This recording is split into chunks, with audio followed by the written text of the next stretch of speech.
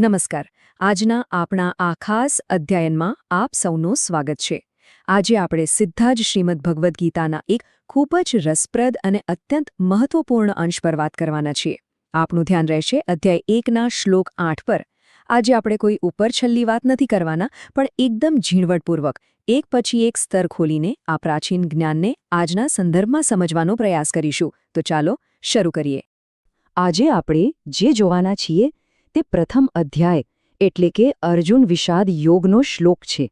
કુરુક્ષેત્રના ઐતિહાસિક મેદાનમાં બે વિશાળ સેનાઓ બિલકુલ સામસામે આવી ગઈ છે અને આ જબરજસ્ત તણાવભર્યા માહોલમાં જ્યાં યુદ્ધ બસ શરૂ જ થવાનું છે ત્યાં દુશ્મન સેનાની ભયાનકતાનો પરિચય આપતો આ શ્લોક બોલવામાં આવે છે. તો ચાલો હવે આપણે આમાં થોડા ઊંડા ઉતરીએ. સંસ્કૃત ભાષાની મજા જ છે કંઈક અલગ છે, ખરું ને? એનો લય, એની ગૂંજ એ એકદમ અદ્ભુત. આપણે તેને ધીમેથી અને સ્પષ્ટ ઉચ્ચારણ સાથે પઠન કરીએ. ભવાન ભીષ્મશ્ચ કર્ણશ્ચ કૃપશ્ચ સમિતિંજયઃ. આ અવાજ અને શબ્દોની પસંદગી જ આપણને એ સમયની પરિસ્થિતિની ગંભીરતાનો સીધો ખ્યાલ આપી દે છે. અને હવે આ શ્લોકની બીજી પંક્તિ જુઓ. અશ્વત્થામા વિકર્ણશ્ચ સૌમદત્તિસ્તથૈવ ચ. 8. એક ક્ષણ માટે આ સંસ્કૃત શબ્દોના પડઘાને શાંતિથી મહેસૂસ કરો. આ શ્લોક પૂરો થાય એટલે આપણી નજર સામે જાણે એક આખી શક્તિશાળી હરોળ ઊભી થઈ જાય છે. દુર્યોધન પોતાના ગુરુ દ્રોણાચાર્યને પોતાની સેનાના એક-એકથી ચડિયાતા અને મુખ્ય યોદ્ધાઓની યાદી આપી રહ્યો છે. હવે જ્યારે આ બંને પંક્તિઓ એકસાથે જોડાય છે ને, ત્યારે જુઓ. ભવાન ભીષ્મશ્ચ કર્ણશ્ચ કૃપશ્ચ સમિતિંજયઃ. અશ્વત્થામા વિકર્ણશ્ચ સૌમદત્તિસ્તથૈવ ચ. 8. કેવી જબરદસ્ત રચના છે! આ મૂળ સંસ્કૃત પાઠ છે. હવે આ જ શ્લોક ખરેખર શું કહેવા માંગે છે, તેનો અર્થ શું છે, તે આપણે એકદમ સરળ ગુજરાતી અનુવાદ દ્વારા સમજવાની સફર શરૂ કરીએ. ગુજરાતી અનુવાદની શરૂઆત જ બે બહુ જ પાવરફુલ શબ્દોથી થાય છે. આ સેનામાં. વિચાર કરો, આ બે શબ્દો તરત જ આપણું ધ્યાન સીધું એક ચોક્કસ જગ્યા પર ખેંચી જાય છે. ક્યાં? તો કે આ સેનામાં. આ કોઈ સામાન્ય લોકોનો મેળાવડો નથી મિત્રો, આ એક સેના છે. આ શબ્દો સાંભળતા જ શસ્ત્રોથી સજ્જ થયેલા લોકો અને એક ભયંકર યુદ્ધની તૈયારીનું ચિત્ર મગજમાં છપાઈ જાય છે. હવે આ લખાણ વિશે જે ખરેખર રસપ્રદ બાબત છે તે એ છે કે તે વિરોધી પક્ષને કઈ રીતે વ્યાખ્યાયિત કરે છે. અહીં એક ખાસ શબ્દ વપરાયો છે, મહાપુરુષો. મતલબ કે સેનામાં માત્ર સામાન્ય સૈનિકો જ નથી ભરાયેલા, પણ મહાપુરુષો છે. આ દર્શાવે છે કે ત્યાં હાજર રહેલા લોકો બિલકુલ અસાધારણ છે. તેઓ પોતાના સમયના શ્રેષ્ઠ અને અત્યંત સન્માનિત યોદ્ધાઓ છે. આ કોઈ સામાન્ય દુશ્મનો નથી, પણ એવા લોકો છે જેમની ખ્યાતિ આખી દુનિયામાં ફેલાયેલી છે. તો પછી આ મહાપુરુષો છે કોણ? લખાણમાં એક પછી એક નામ આપવામાં આવ્યા છે. ચાલો આ યાદી પર એક નજર કરીએ. નંબર 1 આપ એટલે કે ખુદ ગુરુ દ્રોણાચાર્ય.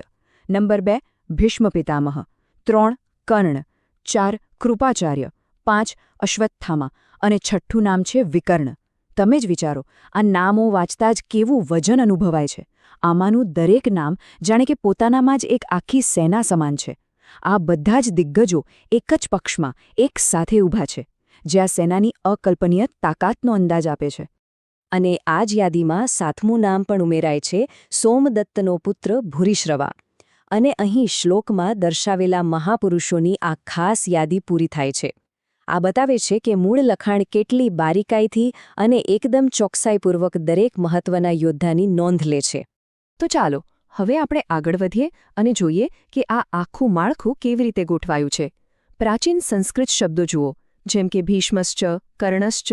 તેનો સીધો ગુજરાતી અનુવાદ થાય છે ભીષ્મ કર્ણ. આ ખરેખર કમાલ છે કે હજારો વર્ષ જૂનું જ્ઞાન બિલકુલ બદલાયા વગર સીધું જ આપણી આજની ભાષામાં કઈ રીતે ઉતરી આવ્યું છે. આ ભાષાકીય નકશો આપણને મૂળ ગ્રંથ સાથે એકદમ સીધા જ જોડી દે છે. તો આ બધામાં સૌથી અગત્યનો અને પાવરફુલ મુદ્દો કયો છે? આ બધા અલગ અલગ યોદ્ધાઓમાં કઈ બાબત સમાન છે? અહીંનું આ વાક્ય તે એકદમ સ્પષ્ટ કરે છે કે જેઓ યુદ્ધમાં હંમેશા વિજયી રહ્યા છે. આ બહુ મોટી વાત છે. આ માત્ર નામોની યાદી નથી.